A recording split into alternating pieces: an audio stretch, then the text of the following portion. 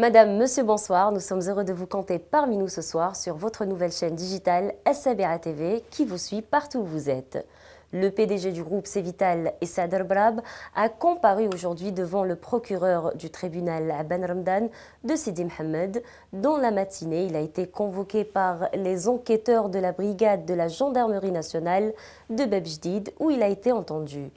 Ayant démenti l'information, pourtant son arrestation dans un tweet sur son compte personnel, ce matin, Issa Derbrab a mentionné qu'il s'agit d'une convocation qui porte sur l'étude du dossier Efcon.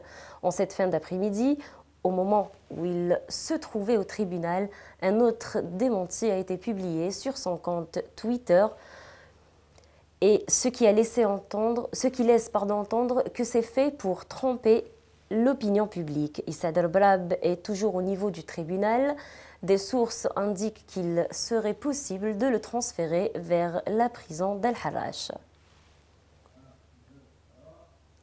Toujours à ce sujet, le président de la JS Kabylie, Cherif Mellal, s'est rendu au tribunal de Sidi Mohamed pour apporter son soutien à l'homme d'affaires Issa Derbrab. Sur les lieux, les citoyens qui s'y trouvent ne l'ont pas épargné. Ils l'ont traité de toutes sortes de noms et de choses.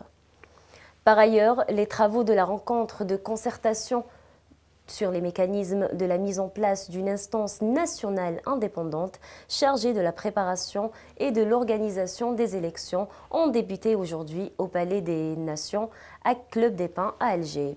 Des responsables des partis politiques, des représentants de la société civile ainsi que des personnalités nationales ont été conviés à cette rencontre dont les travaux se déroulent à huis clos. Une rencontre boycottée par la quasi-totalité de la classe publique et politique. Le communiqué de la fin de la rencontre indique qu'un report des prochaines élections serait possible. Toujours concernant ce même sujet, sondé par notre journaliste au sujet de la rencontre de concertation et la tenue des élections présidentielles prévues le 4 juillet prochain, les présents se sont exprimés au micro de SABA TV. Je vous propose de les écouter.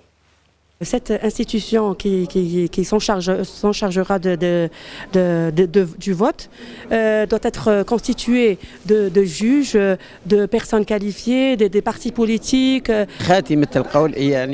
de la réunion matinale, il y a eu des propositions concernant les élections présidentielles. Cependant, une deuxième rencontre va se dérouler cet après-midi. Le but de cette concertation, c'est de résoudre le problème des élections en mettant en place une commission de surveillance. Sur un autre registre, les habitants d'Alger se sont réveillés sur une triste nouvelle ce matin. Un immeuble de 4 étages à la Basse Caspa, à proximité de la mosquée de Ketchaoua, s'est effondré. Le bilan des victimes s'est alourdi à 5 morts, dont 2 enfants, l'un âgé de 3 mois et l'autre de 3 ans. Une source indique que la protection civile poursuit ses recherches. Toutes nos condoléances à la famille des défunts et paix à leurs âmes. Suite à ce drame, le wali Abdelkader Zour s'est rendu sur les lieux, mais il fut chassé par les citoyens au moment où il s'apprêtait à s'enquérir de la situation suite à l'effondrement de la vieille bâtisse encore habitée. Dans une vidéo amateur qui circule sur les réseaux sociaux, on voit Abdelkader Zour entouré de sa garde rapprochée, quittant le lieu du drame dans la précipitation. Tandis que les habitants, visiblement très en colère, couraient en criant toute leur colère et en indiquant que cela est dû à sa négligence car ils attendent d'être relogés depuis des années. Pour sa part, Abou Jarrah Soltani, ex-président du MSP, a eu le même sort, mais cette fois à Paris. Il a en effet passé un mauvais quart d'heure, comme le montrent des vidéos circulant sur Internet et sur lesquelles on le voit bousculé et chassé par plusieurs personnes lors de la manifestation organisée par les Algériens chaque dimanche à la place La République à Paris. Face à cette colère, Abou Jarrah Soltani quitte les lieux en courant avant de disparaître dans une bouche de métro. Madame, monsieur, on vient de m'informer que concernant le Wali Zour, il vient d'être limogé dans le cadre d'un mouvement opéré par le président par intérim Abdelkader Ben Salah. Il lui a succédé Siyouda Abdelhaq. Et à ce sujet, un nouveau phénomène est apparu depuis quelques semaines dans les rues de l'Algérie. Malgré le caractère pacifique qui a caractérisé les derniers événements, la colère manifestée par certains citoyens a fait que plusieurs personnalités officielles et non officielles, ainsi que des journalistes, ont été chassés. Les détails dans cette feuille. En tentant de rejoindre le mouvement de protestation que connaît l'Algérie depuis le 22 février dernier, plusieurs personnalités officielles ont été chassées par les citoyens. Que ce soit sur Alger ou à travers le reste du territoire national, personne ne trouve plus grâce aux yeux des Algériens.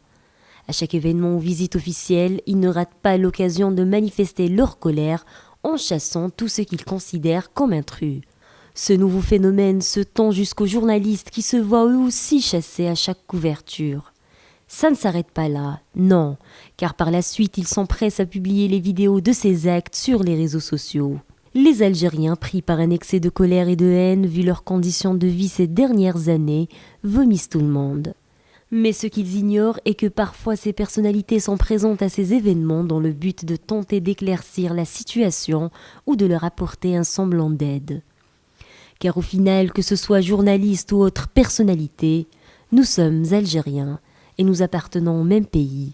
Les Algériens doivent comprendre que ces personnalités ne font qu'obéir aux ordres, du moins pour certains. Toujours dans l'actualité nationale, le général de corps d'armée Ahmed Gaïd Salah effectuera une visite le 23 avril de travail dans la première région militaire à Blida, indique un communiqué du ministère de la Défense nationale.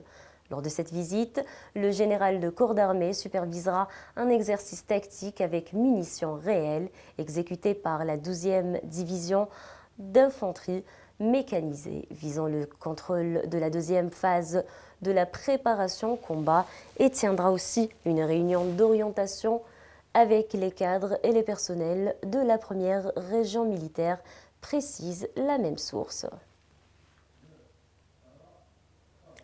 Une autre mauvaise nouvelle dans le sport, cette fois. Un des supporters du MC Oran, blessé dimanche soir suite au dérapage d'un minibus à Dala Ben Khedda, à une dizaine de kilomètres de la wilaya de Tizi Ouzou, est décédé aujourd'hui au niveau du CHU Ndir Mohamed de Tizi Ouzou, où il était hospitalisé. Il s'agit de Chouiref Benaïssa, âgé de 24 ans. Le jeune supporter, qui souffrait d'un polytraumatisme, a succombé à ses blessures après 10 heures d'intervention, tandis qu'un deuxième supporter est toujours hospitalisé au niveau du service traumatologie du même CHU. La dépouille du défunt a été transférée par sa famille, venue lui rendre visite après l'accident vers la ville d'Oran. Toutes nos condoléances à la famille du défunt et que Dieu l'accueille en son vaste paradis. Toujours dans le sport, Ishaq Belfodil ne cesse de surprendre avec ses exploits. Notre journaliste vous en parle.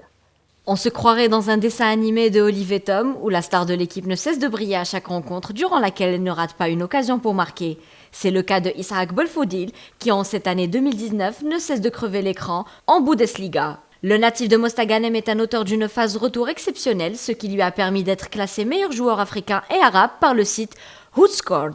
L'international algérien du club allemand d'Offenheim s'est une fois de plus mis en évidence, ce qui pourrait lui ouvrir les portes de l'équipe nationale à seulement quelques mois de la CAN 2019. Il faut dire que Ishaq Belfodil réalise une fin de saison en boule de canon. Il est même devenu incontournable pour son club ces derniers temps. Voilà, c'est la fin de ce journal. Quant à moi, j'aurai le grand plaisir de vous retrouver demain à la même heure. D'ici là, je vous souhaite une excellente soirée et je vous dis à demain.